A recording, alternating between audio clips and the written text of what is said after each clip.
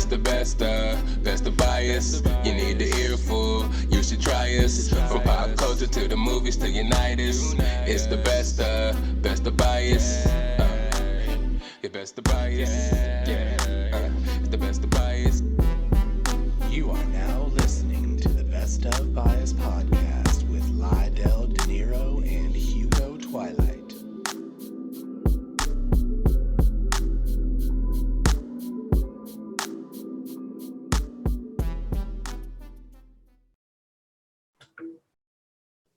What's up, everybody? It's your boy Lydell Dinero in the building. Time for another episode of the Best of Bias podcast. We got a little something different today.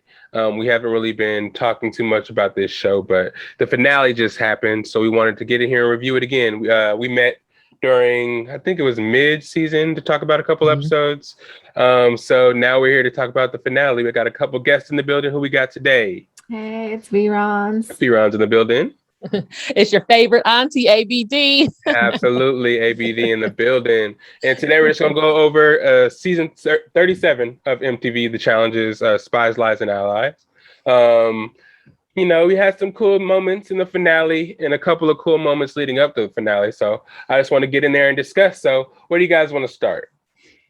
Well, we could just start with like the overall season. Yeah, the overall season and what you thought about the finale and who won. What you think about the winners? Expected. I mean, CT's the GOAT, so we already knew that. They took a big L by never sending him into an elimination. I was surprised by that. I think that's backfired on them a few times, and so they've just let him kind of. It's like they want them to be.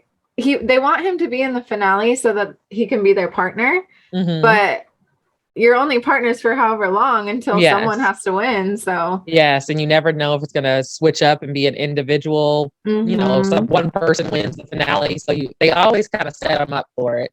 Yeah, but I've appreciated his growth over all of the challenges. And I had to oh my gosh, they were doing like a little flashback of the full season. And I forgot that so many people were on the season. Yeah, because they were just knocking him out, rookie by rookie. Yeah. Yes. Oh my gosh. And they had a good group of rookies, I felt. They did. They just kind of played a scared game, I felt, and they were like afraid to make that move against one of the vets. So Yep. And I like how they like we said, they put a lot of Survivor people in there and allowed them to actually compete and have some better competitors rather than like reality stars. It had a lot of it was bigger competition, and I like that a lot. Emmy, she was a little overwhelming to begin with, but I kind of liked how she made it to the final. She made it through like 4 eliminations. She was able to actually show her stripes, and she wasn't one of those people they kept to the end just because she was an easy win. She was actually somebody that they kept, or actually she earned her way to the final. She earned it. Yeah. I think she earned it. Unlike some people, which I have one issue with this one person. Well, there's actually 2 people I have issue with that made it to the finale.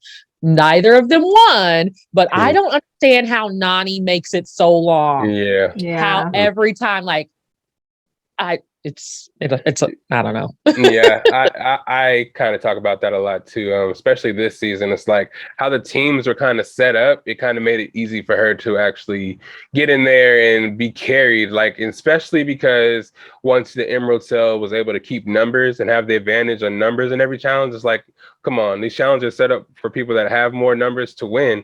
So if they're able to keep winning and eliminating everybody from either Ruby Cell and then eventually the Sapphire Cell, it's like, okay, then what are we doing here? So I was happy to see them actually get disbanded along the way, starting with Josh.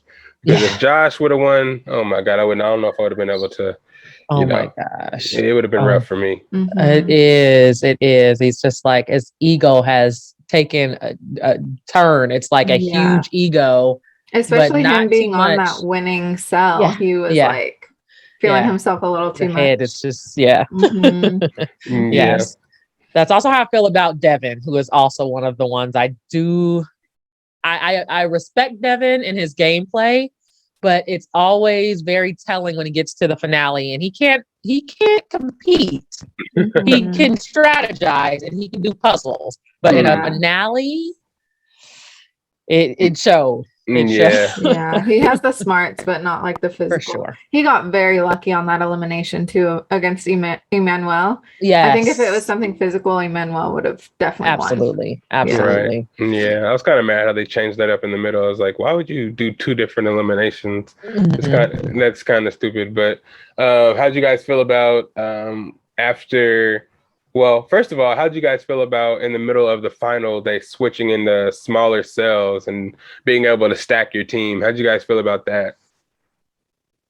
I liked it. I actually liked the little switches that they made this season, the little surprises. It's keeping it fresh. And so that was one of the ones I was like, oh, okay, I see what they're going to do here. And you're going to be competing for a portion of it as a team. I just don't know if I would have kept it all the way through to the end than being on the team. Yeah. I don't know. It made it a little unfair because, like I said, when you had that Emerald Cell being able to stack numbers and use their political game, which was a team mostly vets, and just pick off the rookies either on the other 2 cells, and they're able to just use that advantage and manipulate the game to the end. And I don't know, without those vets like Johnny Bananas and them, I don't think we're going to see anything different from what we saw this season. I don't think Johnny Bananas is coming back after his podcast he has now. It's like a tell-all podcast. He's talking a lot of mess about MTV and talking to a lot of people like Leroy that kind of retired from it. So I don't know if we're going to see those guys anymore. So it's going to be more so the Joshes of the world, Devins of the world, kind of running the show. Yeah, it's funny that you say that. Like, we were having a conversation as we were watching this new generation of challenge competitors and just saying how I don't think they would be able to stand against some of the older vets that we saw come through the challenge that have now retired. And I know that they're now doing the challenge all-stars, which those people are different types of beasts. Those are different types of political players too. And I think that these players these days don't have sometimes the common sense in the political games that the others played. And like Johnny Bananas is out of their league. Wes, oh my gosh, he's like the strict, like they still have CT, but CT is dominating for that reason. CT knows exactly how to make it to the final by keeping his mouth closed. So he doesn't make waves. That's just what he does. He just goes to the end. Exactly. Some of the stuff that these newer players are getting into and talking about, it's like, just shut up. Like, just don't say it. And older would not, they would know that, right? I enjoyed that. How'd you guys feel more so now about how they had to, after I don't know if it was still a Ruby cell, but when Nelson and Kyle had to go against each other and Casey and Nani had to go against each other, they had to purge basically their own team. How'd you guys feel about that time or that I think point? that was like a big moment for Nani and Casey. Like, I know you don't really like Nani, but I think that was like just emotional, and I'm sure it was hard for them. But I'm glad that, I mean, she didn't let Casey win by any means. Casey won fair and square, but like, I'm glad that they made that decision. Like, okay, you're better off running this final. And it did pay off. And I follow Nani on Instagram, and they've been taking trips to Mexico. So I had a feeling that Casey won or one of them won, because I see they're living it good right now. I just feel so bad for Nelson. Like, man, he just can't. I was so excited. He can't, and he was so excited. It's like when he's running in the final, and like, you know, when he's not carrying something, like it feels like he's floating because he's just so eager. He's just so happy to be there. Always in the front of the pack too. Always, and he's just committed to trying to win. It just falls short every time. And I've seen so much growth in him too. He was very much so immature and doing some crazy stuff when he first started. But now, I feel bad about that. That was too bad he couldn't swim without a life jacket, though. I know. All these years, you gotta get. You gotta get that down.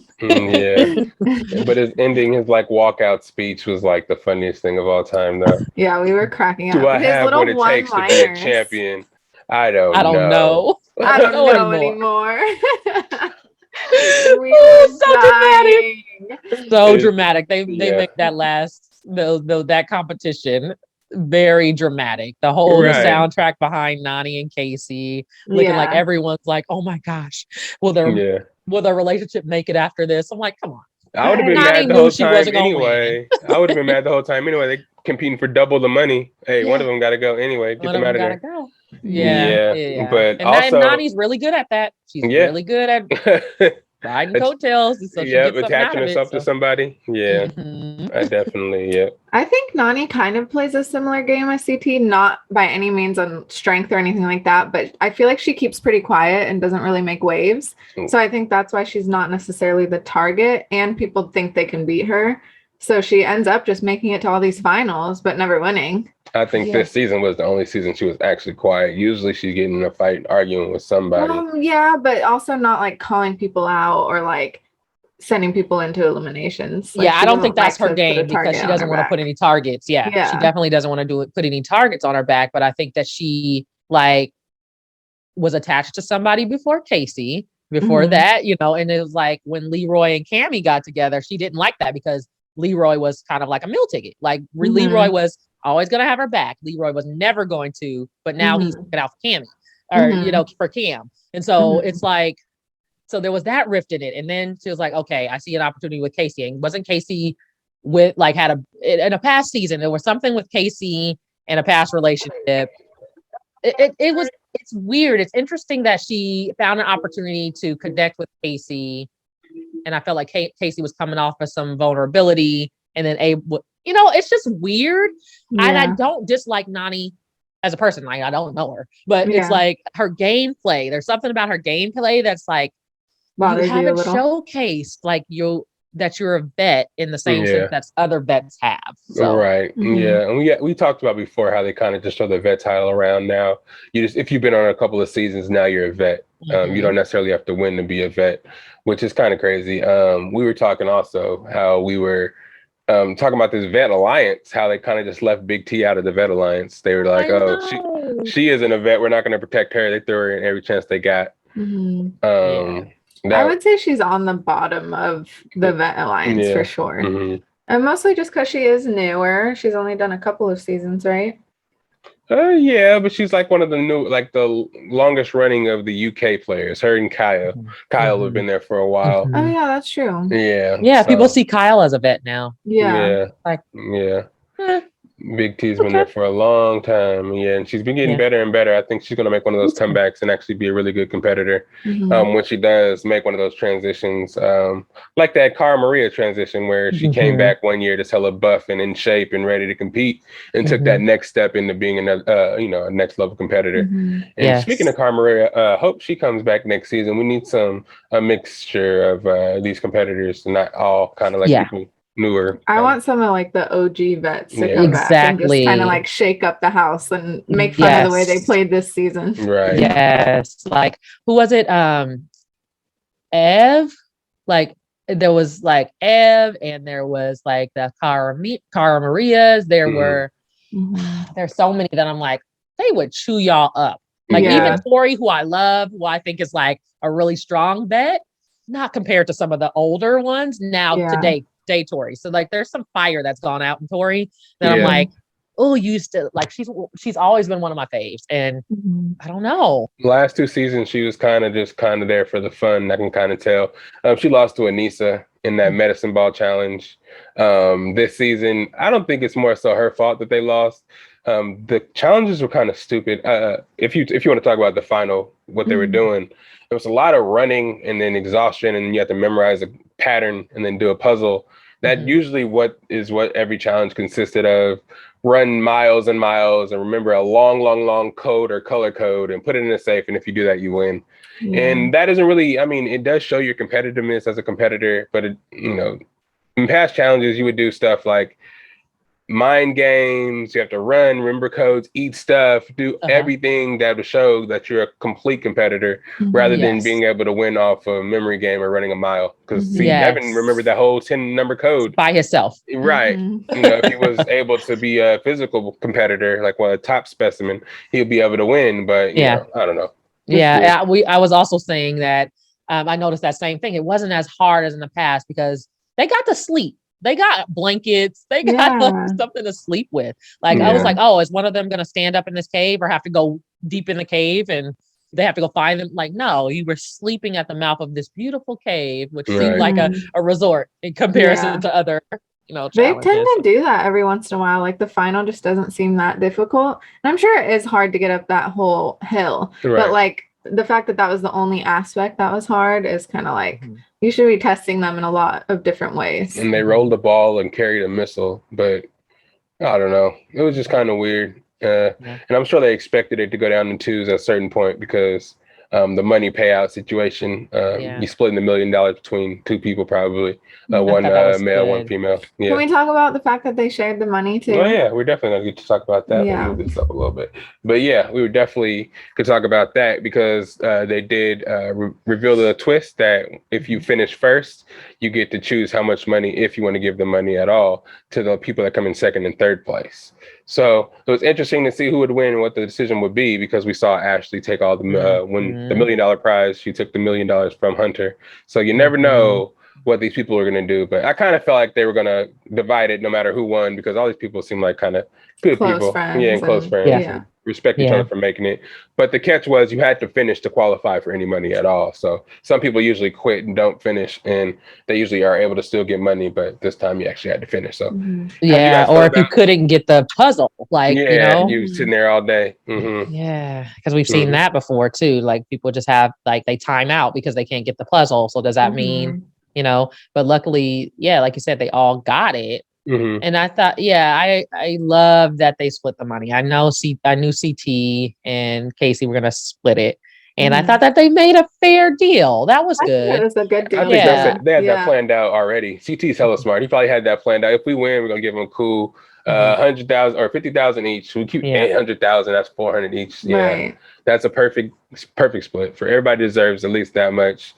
But I would have been mad if I got second and got the same amount as third, but that's just me. But you can't pick. I feel like Casey actually walked away with $200K because 200 is definitely going to Nani. Oh yeah.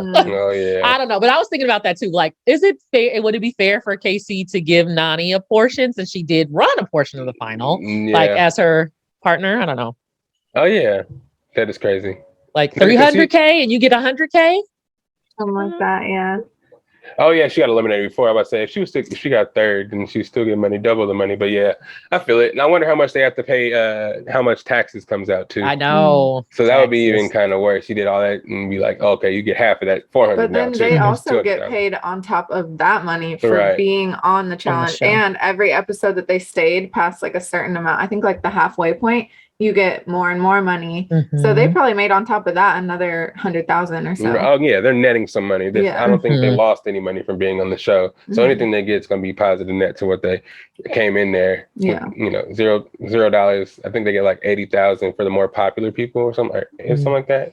Yeah, and then every episode you stay longer, it's like you get paid more for being on the show still. Basically. Yeah. So that's why we see CC and Johnny Bananas so many times because they're getting that check for carrying the show basically. Without their likeness, I'm sure people wouldn't even watch the seasons now because of so many new faces. But they look to those people for like familiarity. I can't even say the word, but whatever, you know what I mean.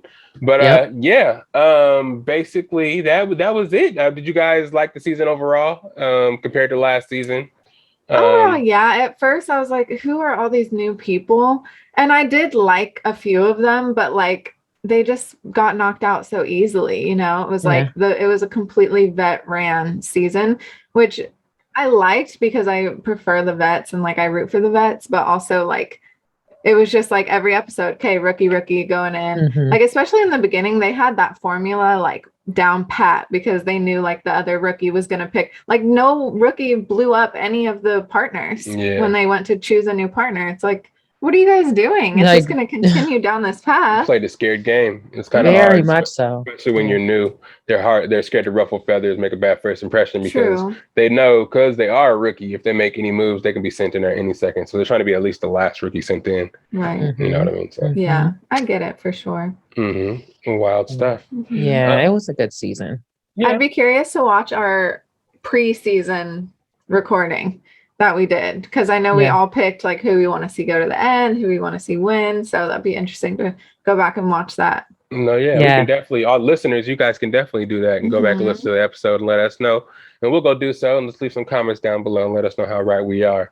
But yeah, I also like how they're kind of ingratiating a lot of Survivor aspects into this, how they're separating the teams, how they're playing the games. They're not playing the same old games they used to play in the challenge. They're kind of putting newer things in there and really involving the social game and making it more so an aspect than actual just physical and being able to dominate the smaller players. So I like that a lot. I hope to see a lot of these characters come back because they have a big roster right now. So the more people you can continue to bring, the more familiar we get with those characters, the more we can keep watching this show. And I'm sure they're making good money on All Stars too. So after we're done seeing these players that are here now, after they retire, do something with their lives and come back, we can see them on All Stars. So it's a good cycle we have here going.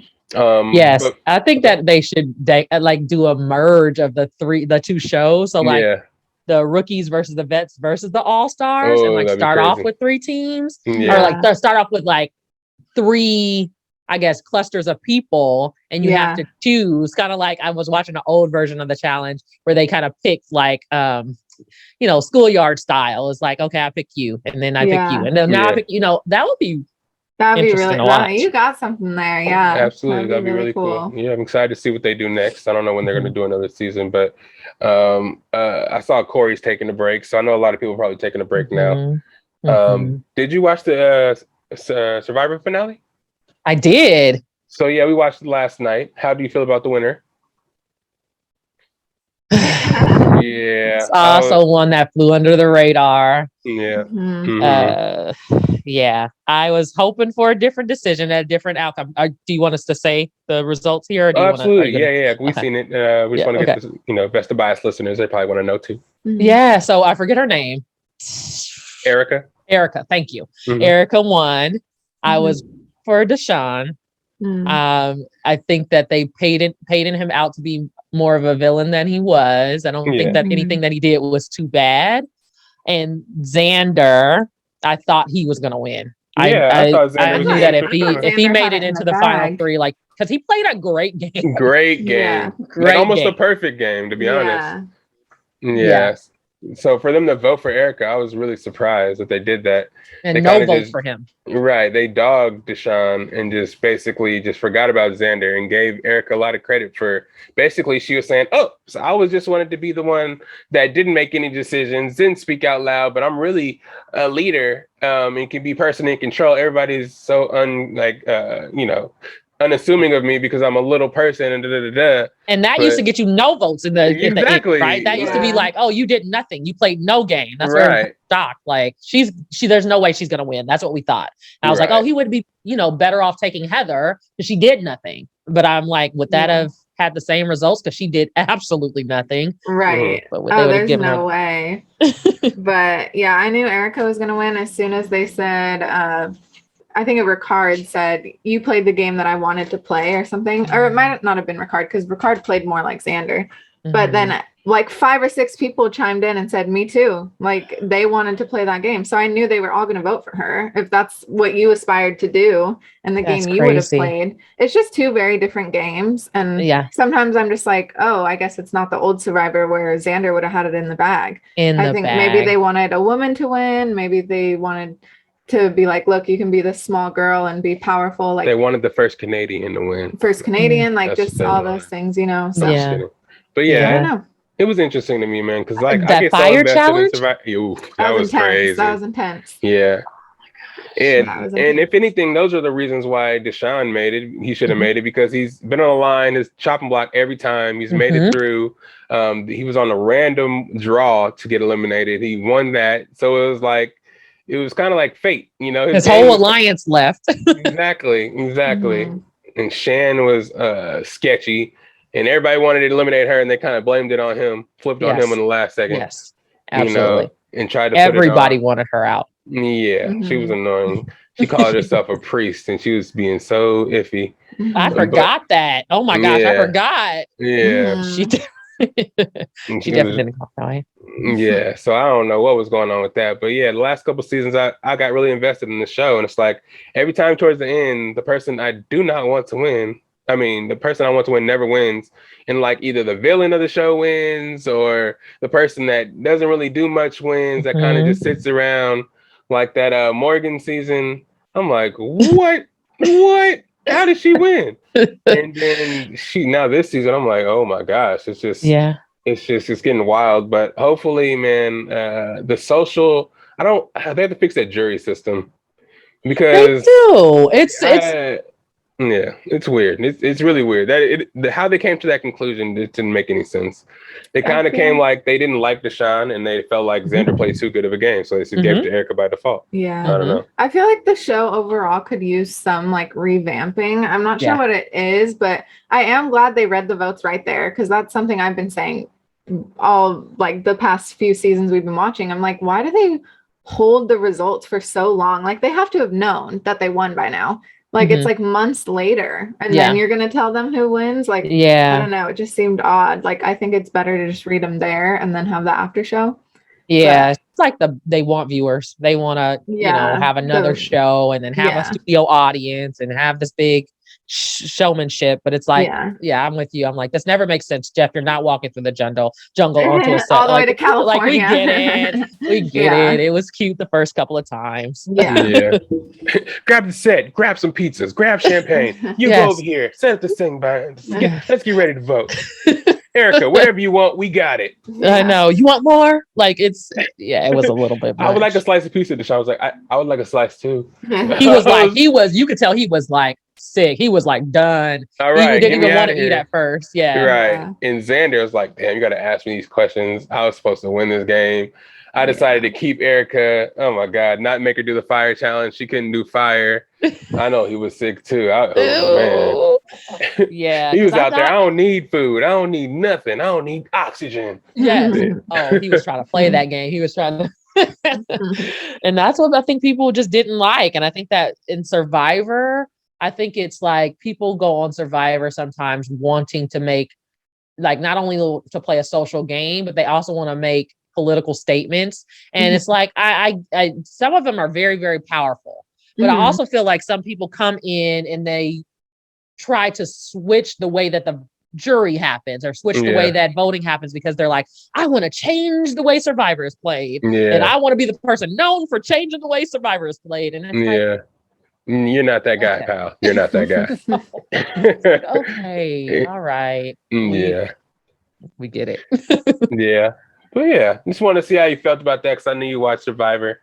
We threw that in there one time. We had a little discussion about it. So yeah, this is the point of the show where I like to let the listeners know where you can find the guests at. So who wants to go first? Let them know where they can find you at. You can find me on Instagram, Veronica Keller, Veronica with a K. Yeah, I'm also Veronica with K, Ronnie Ron.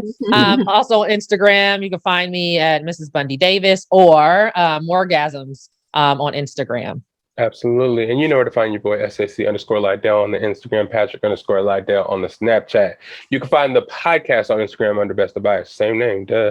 And then you can also find it on YouTube, Best of Bias as well, bestofbias.com, where I upload all the podcasts. You can listen to all the episodes right there online. And if you don't have your favorite podcast platforms, Apple Podcasts, Spotify, Google Play, any of that stuff, you can listen right on YouTube or on the website. So you know where to find us. You can find us anytime. The merch, you see it on our heads right now on the head tops. You can get that soon to be on the website. So hit me up on the DMs on the Instagram, Best of Bias or SAC_Lydell. And we can talk about it. Holiday season's coming around the corner. So get you one. You know what I'm saying? But yeah. Thank you, you ladies, for being here. I appreciate it. I've been saying guys this whole time, I promise. I mean, I'm sorry. But yeah, I apologize. I apologize dearly. But yeah, thank you for being here. We had a great episode. That was the challenge, season 37. Hopefully there's more seasons to come so we can get some more reviews in here. But everybody seemed to love it. The first couple of ones we did when they started back in the day. It's our biggest video, biggest views, most views. So thanks a lot. This is the part where I let them know where my theme song at. Everybody, where my theme song at? It's right here. All right. Later. It's the best of bias. You need the earful. You should try us. From pop culture to the movies to Unitas. It's the best of bias. Your best of bias. It's the best of bias. You are now listening to the Best of Bias podcast.